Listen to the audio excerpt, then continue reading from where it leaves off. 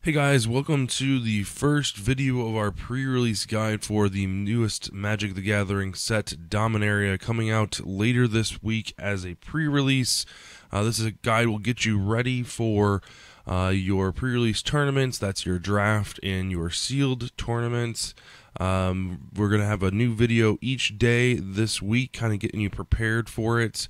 The first video up is our gold uncommon creatures. Now, typically, these are the creatures that you'll open that will kind of put you into your color pairs, depending on which ones you open and how good they are with your card pool. So we're going to be going from the worst to the best, in my personal opinion, as far as the draft and the sealed metagames are concerned. So take it with a grain of salt depending on what you open, but these are the types of cards that you're going to be opening and what types of decks you'll be building with these cards. So without further ado, let's go ahead and jump right in with our first cards.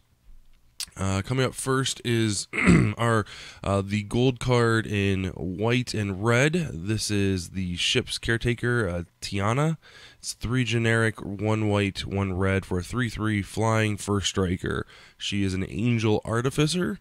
So 3/3. So just at face value, 3/3 for 5 flying and first strike isn't too bad. It's her ability, her second ability that is where we're hoping to get a little bit of extra bump from as far as value goes, which is whenever an aura or equipment you control is put into a graveyard from the battlefield, you may return that card from its owner's hand to its owner's hand at the beginning of the next end step. So, what does this mean for us?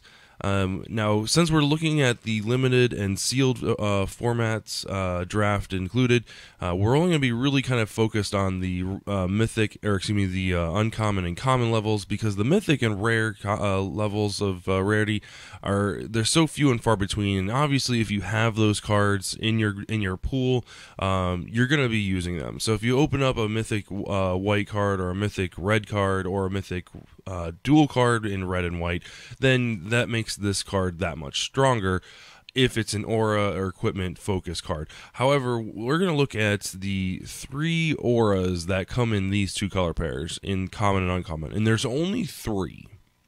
You've got Frenzy Raged, On Sarah's Wings, and Dub.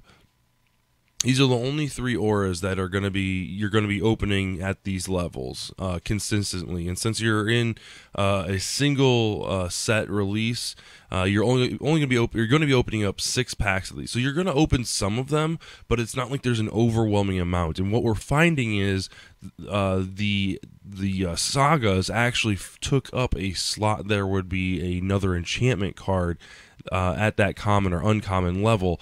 So with that being said, there's really not going to be much cards in your graveyard because, again, the equipment cards, when the creature dies that it's equipped to, those don't go to the graveyard. Those stay on the battlefield. So very rarely will you be pulling cards from your graveyard, pulling equipment cards from your graveyard back to your hand.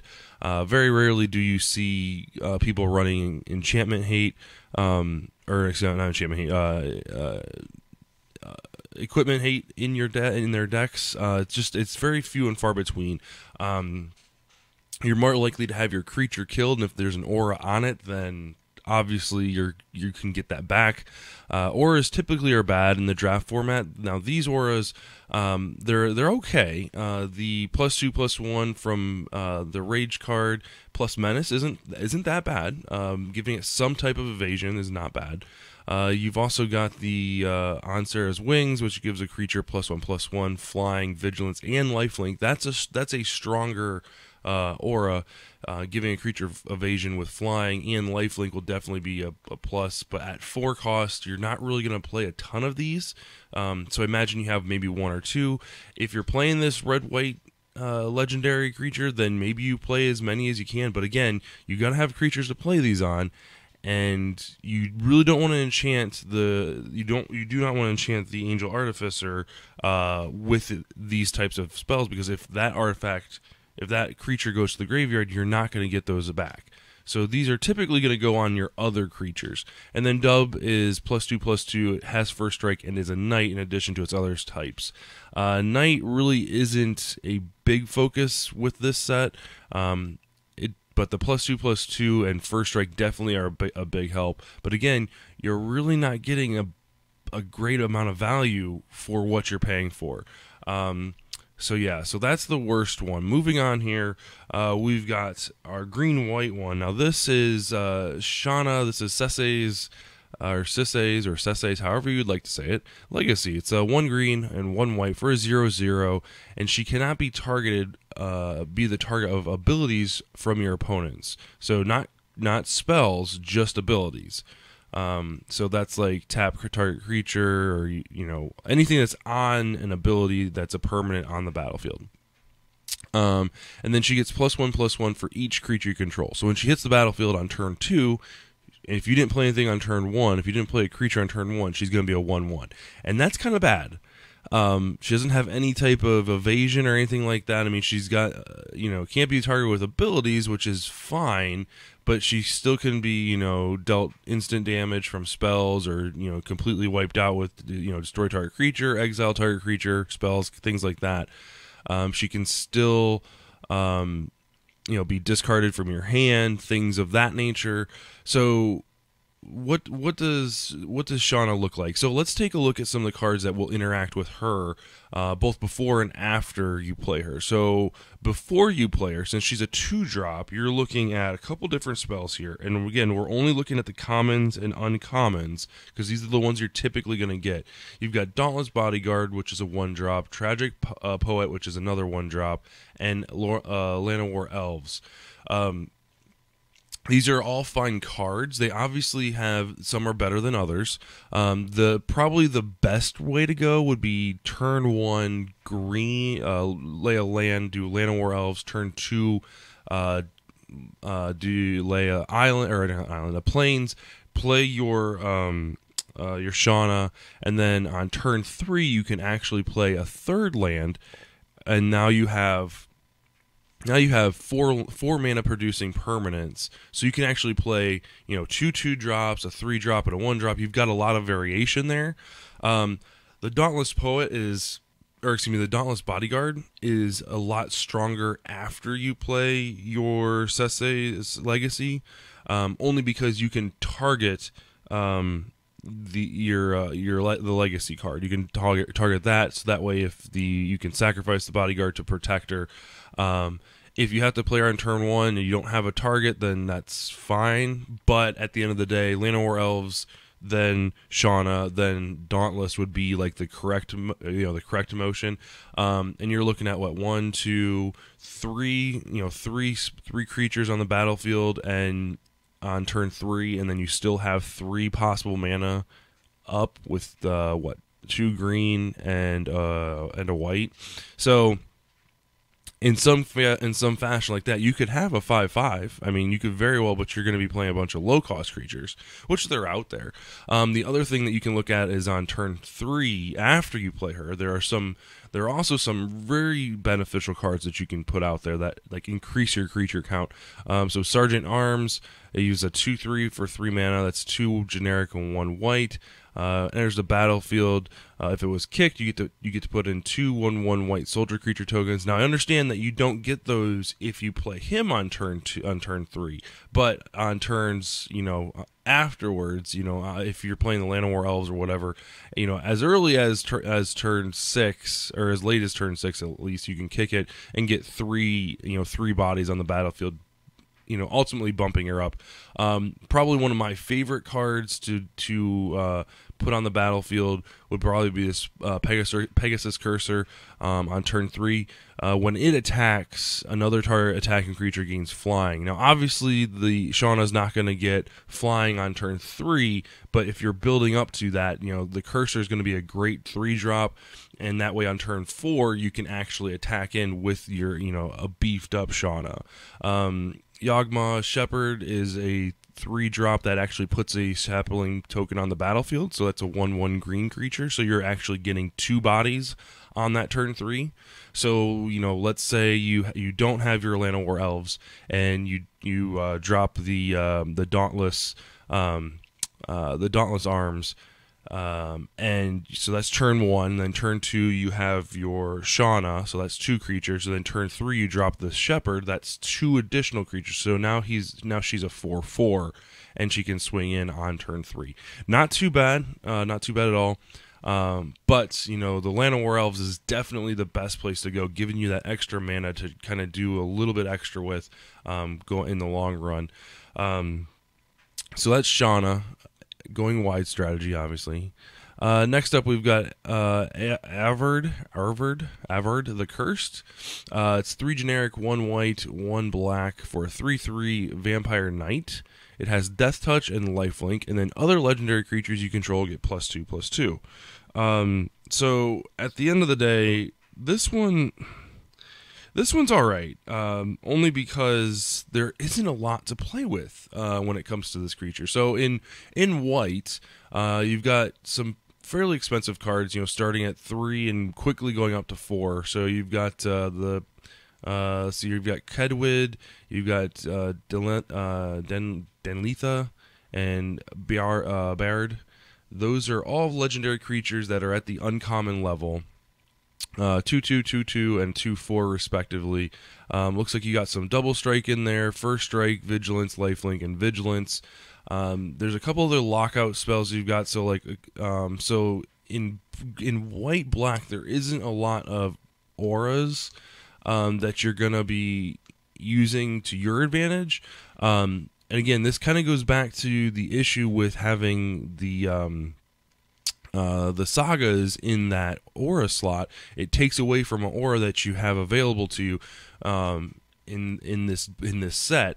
So really, equipment spells cost you 1 less to cast is fine, but really the one thing that you want is the equip cost to actually go down as well. So equip spells and equip abilities costing less. That would be even better. I think out of the 3 of these, I think the Baird guy is probably the best. Creatures can't attack you or a planeswalker you control unless their controller pays 1 additional for each of those creatures. I feel like he's a strong character.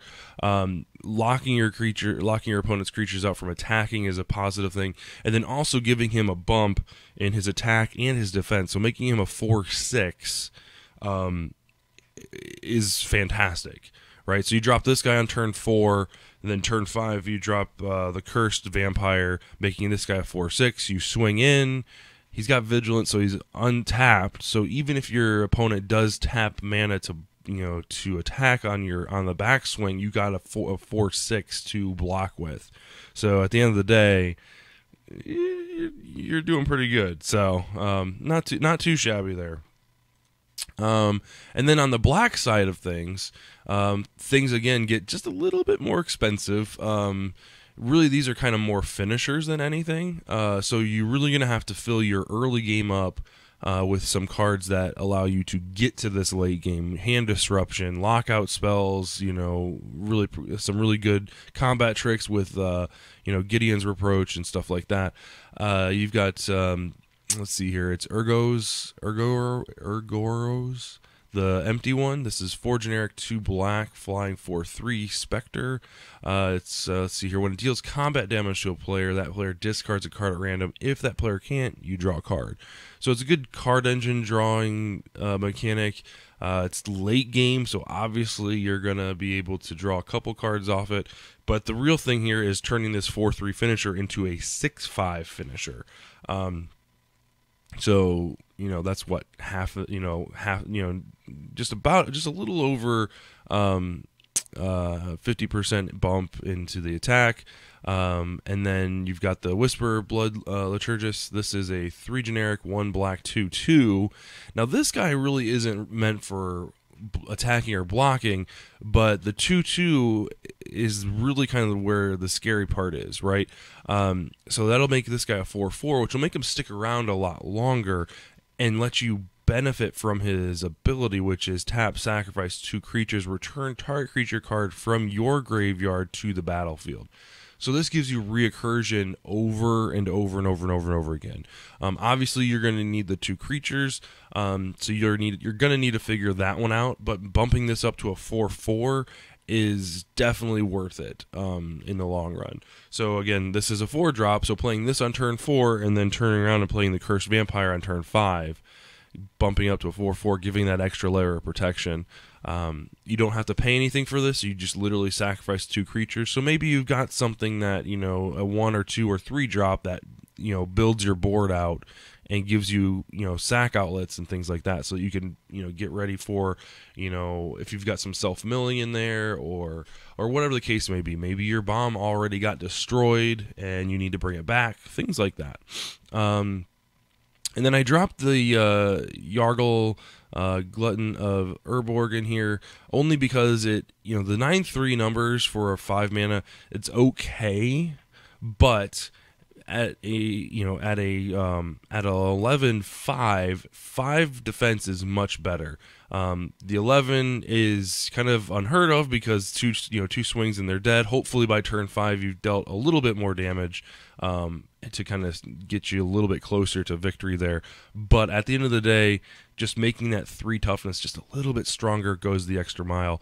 The problem with this is it also costs 5. So trying to figure out, okay, if I put this in the battlefield first, on turn 5, then I have to untap with it and then play the Cursed Vampire. Hopefully, my Frog Spirit does not die, because if it dies, then it was all for nothing. So you can kind of, maybe flip-flop those around. Again, the problem becomes your Cursed Vampire is only a 3/3, so it's the same toughness as this Frog Spirit. So again, it's kind of a stretch. But as you can tell, this is why it's at the bottom of the list. There really isn't a lot to play with. So moving on here. Let's see here. We have our blue-white wizard here, which is 2 generic and 1 white, 1 blue for a 3/3 flash flying wizard. And then you may cast historic spells as though they had flash. So again, historic spells are artifacts, legendaries, and sagas. So at its face value, a 3/3 flying for 4 is fantastic. That's really, really good. Strong spell, strong creature, attacking, defending, that's great. The being able to cast your historic spells as they had flash, that's okay. I mean, that's not the best. I think the value in this creature is in that flying and flash ability. So being able to flash it in on your opponent's end step and then attacking the very next turn for 3 damage, that's where it's at. But let's take a look and see what kind of spells we can cast here that have flash. So we already looked at On Sarah's Wings. So, giving that flying creature vigilance, lifelink, and +1/+1, so a 4/4 lifelinker with vigilance, that's not that bad at all. It's sad that it already has the flying ability on there, so we're kind of losing out on that. The other cool thing is we've got In Bolas's Clutches, which is a legendary enchantment that allows you to enchant permanent, and you enchant, you gain control of that. Oh wait, yeah, you control enchant permanent, and it's legendary as well. But this lets you steal things at instant speed. Yes, it costs 6. Very expensive, but these types of spells are always at sorcery speed. So being able to steal something out from under your opponent, steal their best thing, destroy their second to best thing, and then you get to keep that best thing and continue to beat down.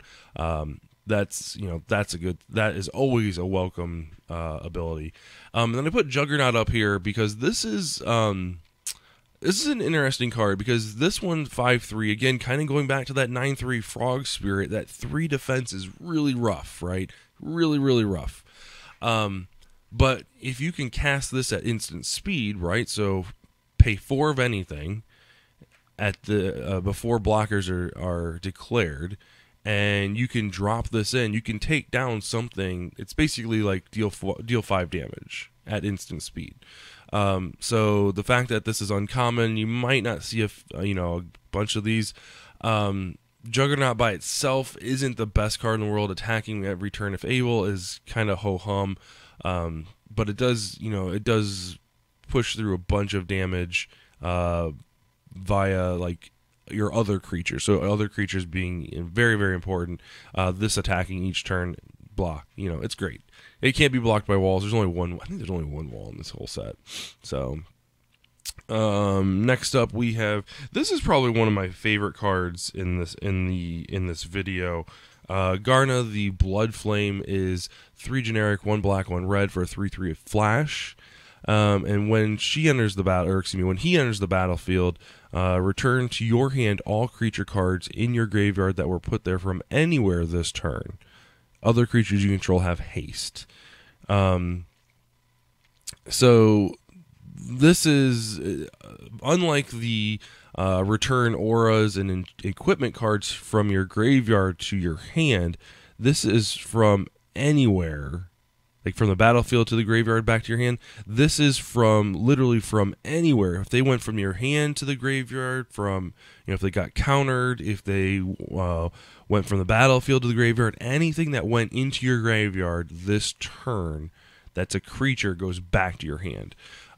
So at 5 mana, that's a little expensive, on the expensive side, but if you can set this up, you can really kind of blow your opponent out and really have a strong turn. So let's take a look and see what kind of spells and creatures we can get back here.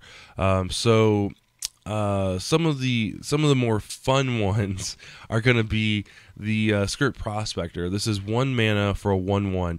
Now, not this one in particular, but sacrificing goblins to add mana is a positive thing, right? So being able to sacrifice a bunch of goblins, get a bunch of mana, and then either play those back out, sack them again, or being able to play out, a really big threat out of your hand. That, generating that, absurd amount of mana is definitely a good combo.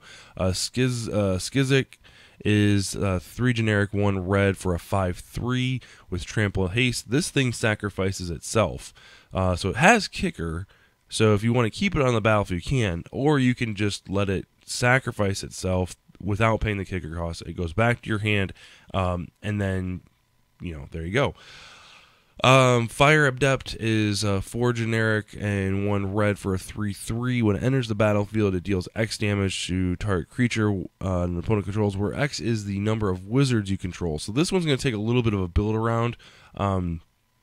It's got an interesting enter the battlefield effect that if you can recur that a couple times, 3/3 for 5 mana is kind of terrible, but being able to fireball, a creature, that's fantastic. It's late enough in the game that you should be able to get out 2 or 3 wizards. The Blood Flame is a warrior, so it doesn't kind of fit that theme, but if you can stack a couple red wizards in there, there are some handful of really good ones. This would be a great addition. And then you've also got a couple other recursion spells here that would definitely benefit you. The Keldon Rider is 4/3. It's a 2 generic mana, 2 red. When it enters the battlefield, you may discard a card. If you do, draw a card. So the interesting thing here is if you can manage to if you've got the 9 mana, if you have the 9 mana, you can get your discarded card back. Because again, it went from your hand to the graveyard, and you get it back with the casting, or with the enter the battlefield effect of Garna. But don't fret. The enter the battlefield effect is really what you're looking for. So if you can't spend the 9 mana, if you can't do that, that's the magical Christmas land. But getting that extra card draw back and a 4/3 body for 4 really isn't that hateful. Keldon Warcaller is 1 generic, 1 red for a 2/2. When it attacks, you can put a lore counter on a saga you control. So this, if you've got a couple sagas in your deck, this might actually be worth your while. The problem with this is it's a 2/2, so when it dies, you get, or when you attack, you get that saga counter, but it's going to most likely die. Being able to get that back and Garna, cast Garna and then get this Warcaller back and getting the additional lore counter after you cast him again, that actually might be worth it. being able to speed up that process. In black, though, we've got a couple spells that might be a little bit more fun to play with. You've got Skin Witch, which is 1 generic, 1 black for a 1/3. When it enters the battlefield, if it was kicked, each opponent discards 2 cards. So the kicker cost is 4. So you're looking at 6 mana for a 1/3 discard 2 spells. Again, being able to empty your opponent's hand, by turn 6, you're looking at maybe 1 or 2 cards and 1 or 2 good cards in their hand. So it is what it is. Rat Colony is another one that I put in there. It's a common card. It's a 2/1 for 1 generic and 1 black. It says Rat Colony gets +1/+0 for each other rat you control. This is the only rat in the set. So you can have as many of these in your deck as possible, or as you want. There's no 4 card limit. But being able to get these cards back with the Blood Flame is, with Garna is going to be fun, right? So you attack in with your huge number of rats. Like if you've got 5 or 6 of these in, you're looking at a 6/6, an 8/8, 9/9, whatever, or excuse me, a 9/1. They're gonna have 1 defense, so they're gonna die. But they should be able to take things down with them. If you have a way to give them Death Touch, that's another benefit. If you have a way to give them Trample, that's another benefit to them. But then at the end of the turn, being able to cast Garna to get your creatures back. Keep in mind, though, Garna does have Flash, so you can also flash things back after you've blocked. So that's another way that Garna works really well in combat after you've done a kill strike, or you try to clear the board, or you're blocking, or whatever the case may be. So that's that. Let's move on to the next one. This is the green-black uncommon legendary creature. This is Slimefoot the Stowaway. He is a 2/3 for 1 generic, 1 black, 1 green. He's a fungus. This is probably another one of my favorite cards. There's a lot of interaction here with a lot of different spells. The color combination is just about perfect. But the one thing that sets this guy apart is he has his own engine. So whenever a sapling you control dies, Slimefoot the Stowaway deals 1 damage to each opponent, and you gain 1 life. So that's his first ability. Now he himself is not a sapling, but there are plenty of spells, and we'll go over those in a second, that do create saplings. But he creates saplings, so you can pay 4 of anything, create a 1/1 green sapling creature token. So yes, you're paying 4 for a 1/1. But you're paying 4 for a 1/1 that will get you 1 life and deal your opponent 1 damage. So I don't know if I would play that card, right? Pay 4 casting costs for a 1/1. Target opponent loses 1 life. You gain 1 life. I don't know if I would play that card, but being able to recur that, so like at the end of your turn, dropping this into play, and then next turn attacking with that sapling, you can either block it, it's going to die, and you're going to lose 1 damage, and I'm going to gain 1, or you can just take the hit from it. So one way or the other, you're taking the 1 damage. It's whether or not you want to grant me the 1 life.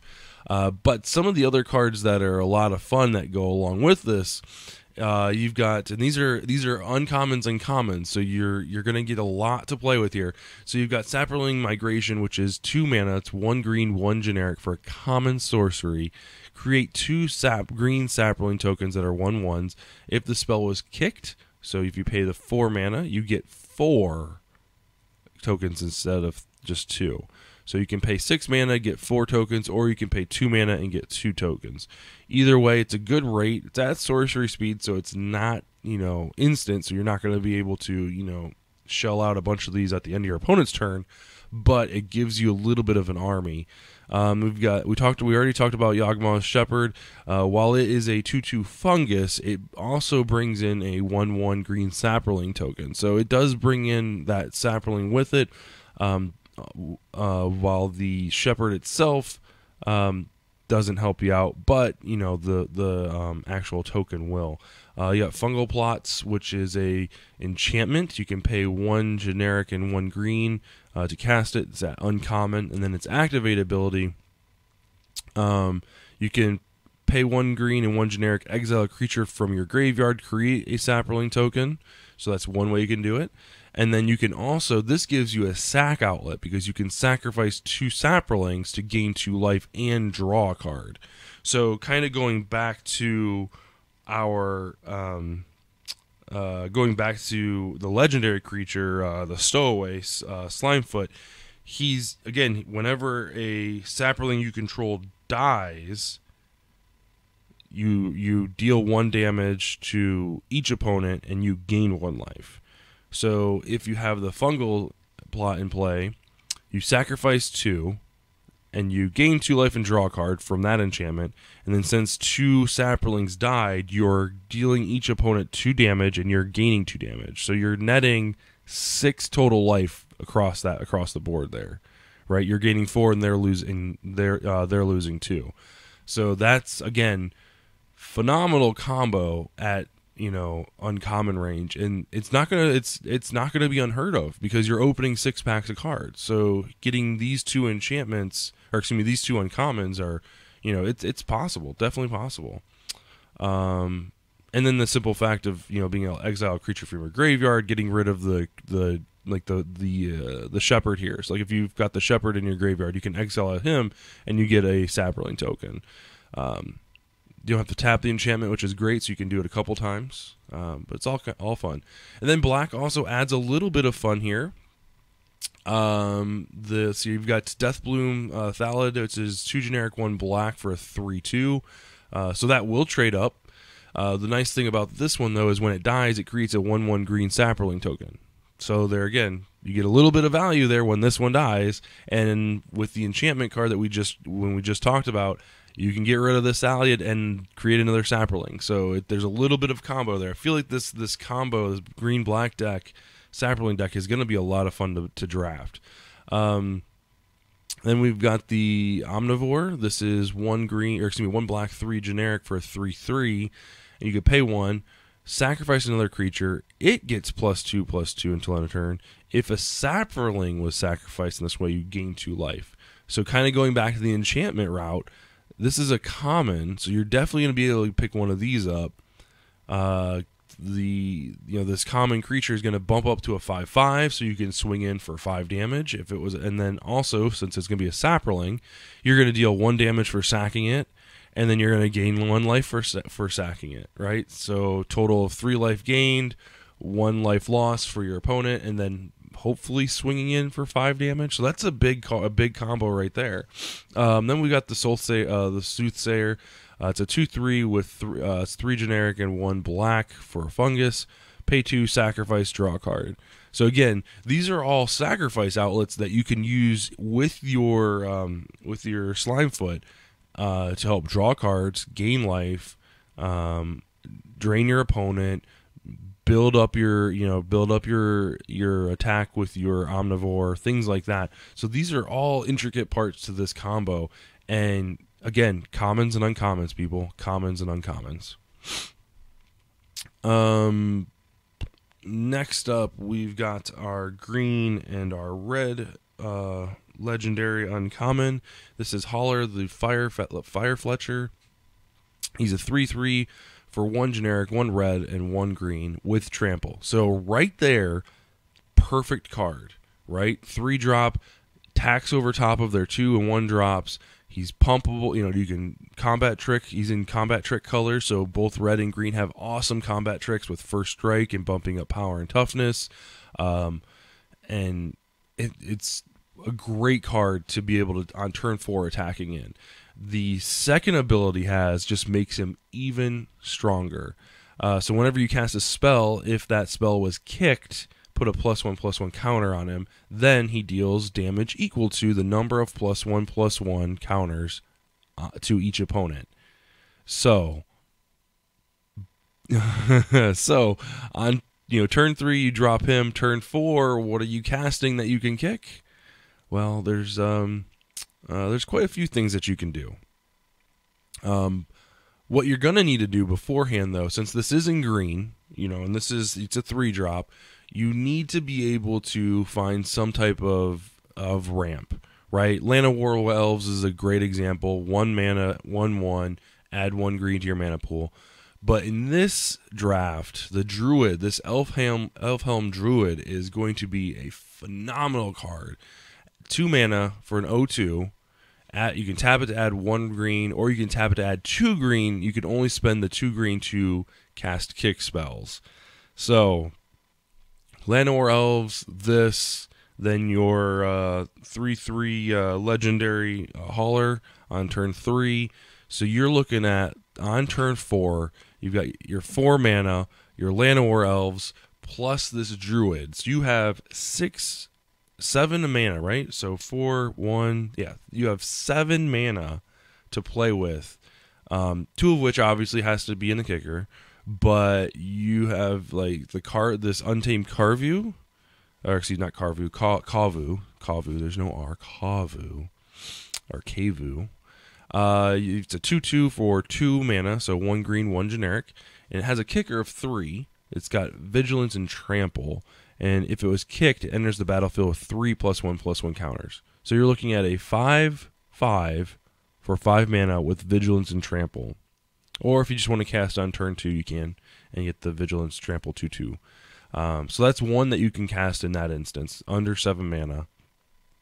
One that is over the 7 mana, just over the 7 mana, right? So maybe the Kavu comes in on turn 4, then turn 5, the Gorger, the Baloth Gorger is 4 mana, 2 generic, 2 green for a 4/4, kicker of 4 generic. When it enters the battlefield, if it was kicked, you put 3 +1/+1 counters on it.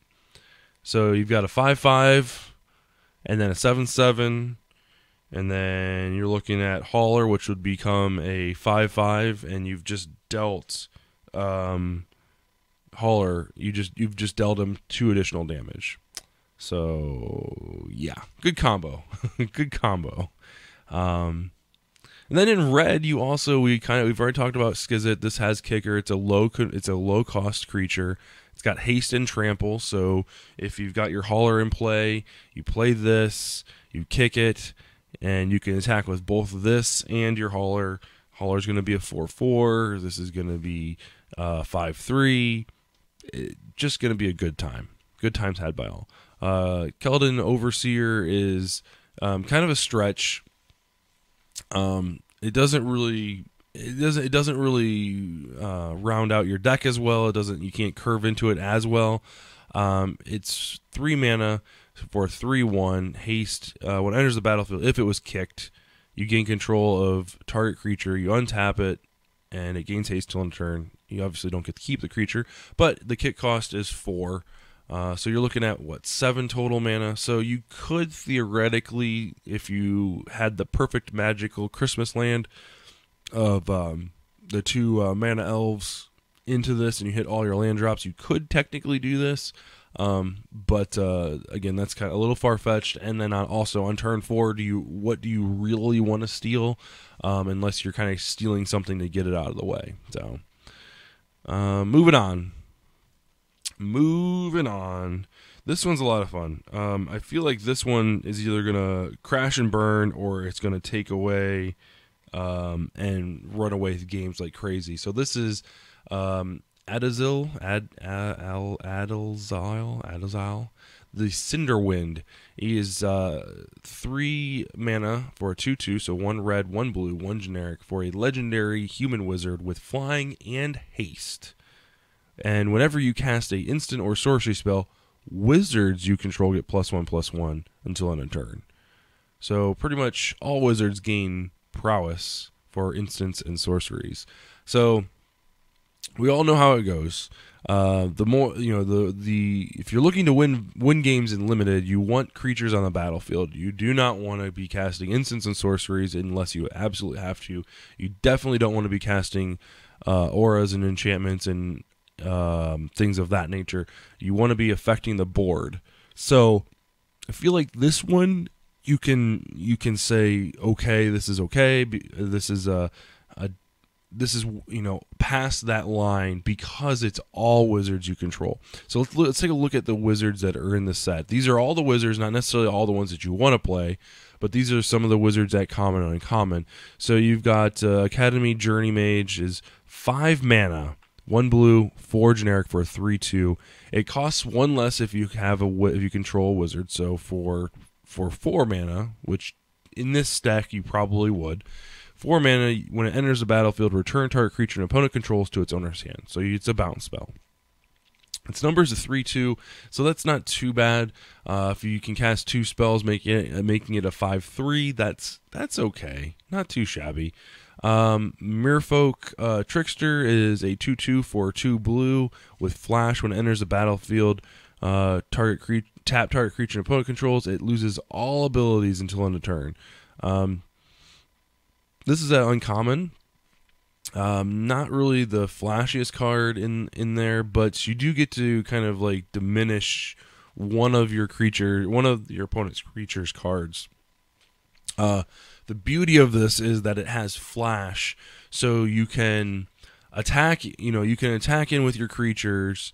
They choose their blockers. You can flash this in, eliminating one of the abilities from one of their opponent, one of their creatures, and then start casting your instants to bump up everybody else on the battlefield. The Trickster's not going to benefit from that attack because it entered the battlefield after attacks were declared. But again, still a viable option. 2/2 for 2 is always welcome, especially since it's a wizard. Tolarian Scholar is a garbage card. Don't play it. But it is a wizard. It is a 2/3 for 3 mana. You really do not want to be playing this card. Not at all. So, and then rounding that out, we've got Valdian Arcanist. It's a 1 generic, 1 blue for a 1/3, and you can tap it to add 1 colorless. Spend this mana only to cast instant or sorcery spells. So it kind of fits right in there with what you're trying to do. So you probably won't attack with this one as much, but getting that extra bump in mana in blue is definitely a welcomed ability. Then we've got Fire Fist Adept is 5 mana. We already talked about this one already. This one fits even better in this deck because you're paying 5 mana and dealing X damage to a creature an opponent controls, where X is the number of wizards you control. So again, this is where like these Merfolk, like the Valdian Arcanist, which doesn't really attack, so it's not going to benefit from the Cinder Wind.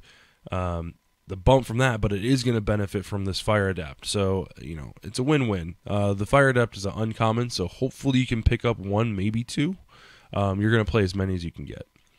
And then we've also got these Jitu, the Chronicler, the Journey Mage, and the Lava Runner. These are all fairly low-costed creatures. The Chronicler's got Kicker for 4, and when it enters the battlefield, you can return an instant or sorcery card from your graveyard to your hand. So that's a positive thing, because you're trying to cast instants and you're trying to recur them, so that's, it's pretty good late game. Early game, you've got the Journey Mage, which enters the battlefield. If you control another wizard, which most cases you do, you will deal 2 additional damage on the entry. It's a 3/2, so even just 2 activations from an instant and from the Cinder Wind will just definitely put this over the top. It's at common level, so that's even better. And then the Lava Runner, which is probably one of the more interesting cards to play with in this deck. It's a 1/2 for 1 red mana. As long as there are 2 or more instants or sorcery cards in your graveyard, it gets +1/+0 and has haste. So obviously you're not going to be able to give it haste on turn 1, but being able to power this out on turn 3, on turn 4, and having it be a 2/2 with haste is a benefit, especially when you're going to be casting instants and sorceries to give it a little bit extra kick. So speaking of instants and sorceries, let's take a brief look at some of those spells just to kind of see. You're going to need to strike a really good balance between creatures and spells. Probably 2/3 creatures, 1/3 spells when it comes to this kind of ratio that you're looking for. So for every 2 wizards, you want 1 spell, right? So that's kind of what I'm thinking the combination is going to be. So let's see here. So we've got Befuddle, which is 2 generic, 1 blue. Target creature gets -4/-0 until end turn. Draw a card. You're always going to be wanting drawing cards. That's a huge thing for this deck, is being able to replace those cards. Blink of an Eye is 1 generic, 1 blue. It's got Kicker of the exact same cost. So for 4 mana, you can return a non-land permanent to its owner's hand. That could be yours. That could be theirs. And if the spell is kicked, you draw a card. Again, drawing cards, very, very important. And then Opt is perfect. Scry 1. If you don't like it, put it to the bottom, then draw a card for 1 mana. Very, very, very strong. In red, we've got Wizard's Lightning, which is 1 red, 2 generic. However, if you control a wizard, which most cases you do, this is a lightning bolt, straight up. 1 red, deal 3 damage to any target. Fervent Strike is 1 red. Target creature gets +1/+0 and gains first strike and haste until end of turn. So that's phenomenal. Low casting cost, instant speed, great for combat tricks, for dealing damage. The haste, on the other hand, is really not that important. But, giving that extra bump. So if you have the Cinder Wind out, it's going to be +2/+1. And gains first strike until end of turn, since it's an instant. And it's going to give that +1/+1 to all your wizards, which is, oh my god, it's going to be a lot of fun. The red-blue mage in me, the Izzet mage in me is really digging this deck. Run Amok is the next one. This is for 1 red, 1 generic instant at common. Target attacking creature gets +3/+3 and gains trample until end of turn. So the creature you target this with is going to get +4/+4 and trample. That's, in most cases, going to triple the wizard's power and toughness, in most cases, and give it trample. And that's just saying that's the only, and if that's the only sorcery instant you cast that turn. So lots of good spells there. There's a couple more that aren't as powerful but still need some type of recognition. Radiating Lightning is 3 generic, 1 red for an instant that deals 3 damage to target player and 1 damage to each creature that player controls. So this is nice because it gets out of since the wizards don't have they don't have trample. I mean, we talked about one card that grants trample, but there isn't a wide variety of trampling cards in these colors. This gets rid of a lot of those 1/1 saprolings, the really weak creatures. It knocks everyone down a peg, so you might be able to trade up. It makes blocking difficult for them, and it just deals 3 damage to the player. So that's always a welcome addition. And then also, again, with the spell, giving your creature +1, all your wizards +1/+1, that just makes combat that much harder. Shivan Fire is 1 red, deals 2 damage to any creature. If it was kicked, it deals 4 damage to that creature instead. So paying 5 for 4 damage isn't the best rate. Paying 1 red for 2 damage is much, much stronger. So either way, it's definitely worth it at common level. Let's see here. Next up is another fun card. This is blue-black. So this is the Dimir deck. This is Rona, Disciple of Gix. She is a 2/2, she is a 2/2. For 1 black, 1 blue, 1 generic. She's a human artificer, and when she enters the battlefield, you may exile target historic card from your graveyard. So you can exile an artifact, a legendary, or a saga. And then the second ability is you may cast non-land cards exiled with Rona.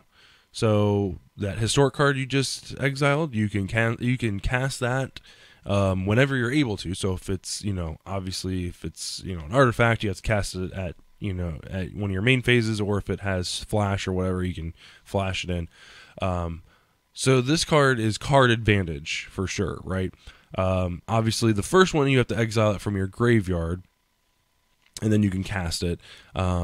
but she also has a little bit of an engine on her. You can pay 4, tap her, exile the top card from your library, so you can get additional cards. You can't cast non-land cards, so that's a kind of a bummer for cards that you're exiling from the top of your library. However, getting that extra card off the top of your library at the end of your opponent's turn is fantastic. That's going to get you some extra cards in the late game. Obviously, you can't do this multiple times in a turn because of the tap requirement on the creature, but getting that extra card a turn, digging one card deeper every turn is definitely worth it. So let's take a look at just a couple cards that she can benefit from that are historic. So you got Time of Ice, being able to tap down some creatures and returning tap creatures to the owner's hand. Being able to cast that multiple times is just another great way. And the nice thing is you can keep doing this, right? So you can keep exiling cards and just keep spending the 4 mana and exiling another card from the top of your library and then casting it, and it's just the recursion in this creature is just phenomenal. Eldest Reborn, each opponent sacrifices a creature or planeswalker, each opponent discards a card. This is all good stuff, and then you get to steal a creature or a planeswalker card from any graveyard, put it into the battlefield under your control.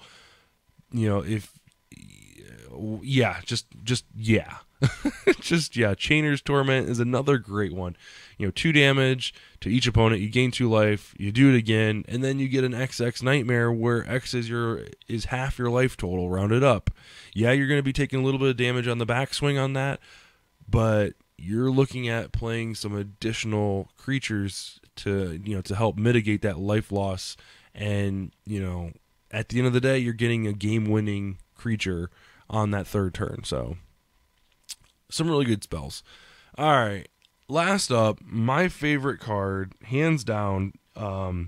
It's gonna be a blast to play with, and I didn't think I would have picked this one if you would have told me the power and toughness and the casting cost for all of these. I don't think I would have picked this one. It's 5 mana for a 3/3, so 1 green, 1 blue, 3 generic. It's a Merfolk Druid.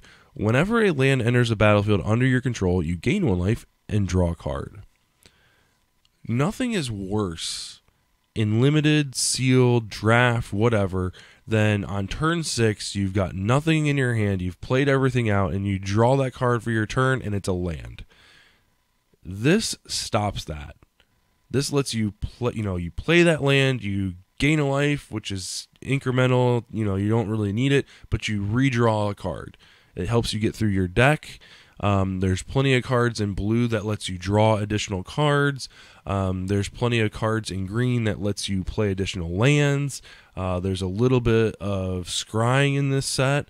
So let's take a look at some of these cards that are going to help you out. So Adventurous Impulse is 1 green for a sorcery. You get to look at the top 3 cards of your library. You can reveal a creature or a land card from among them and put it into your hand. And then the rest go to the bottom of your library in any order. So again, this gets an additional land in your turn, so you can continue that trend of I'm going to play a land and I'm going to draw a card. Growing from the Ashes is 2 generic, 1 green. It's got a kicker of 2. You get to search your library for a basic land card and put it into play, then shuffle your library. If the spell is kicked, you get to search for 2 basic lands and put them in the battlefield. So this is a good way. So essentially, that if you play this after turn 5, after you've got your Tavana in play, you're looking at playing 2 lands, gaining 2 life, and drawing 2 cards for 5 mana. It's really good.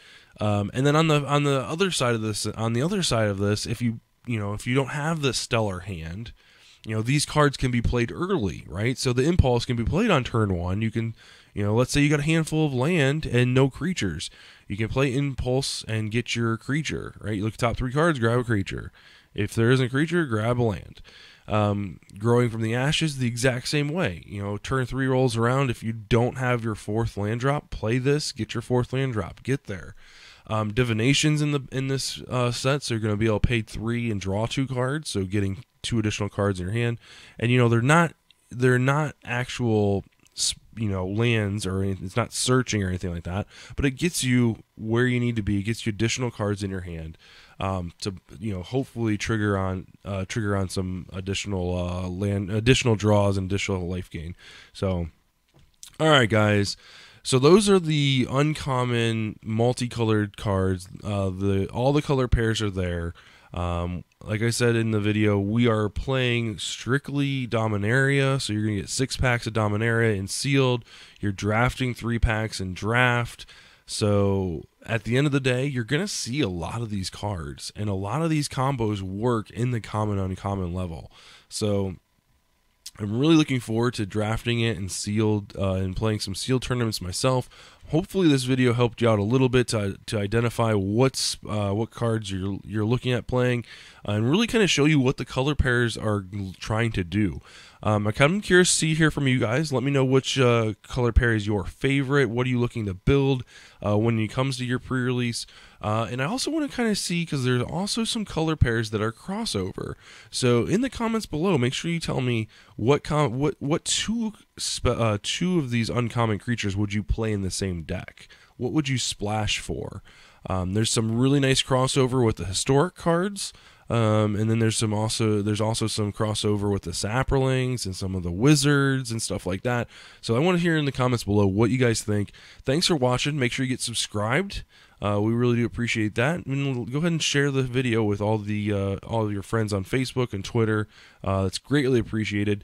We'll be back tomorrow, or which actually is today, for Mana Drain podcast. That will be on live on twitch.tv/72DPI online. And we'll also have another video tomorrow with some more pre-release guide video information for you guys, so that you can get the best pre-release possible, win some packs, win some money, and have a great time. So thanks for watching. We will talk to you guys next time.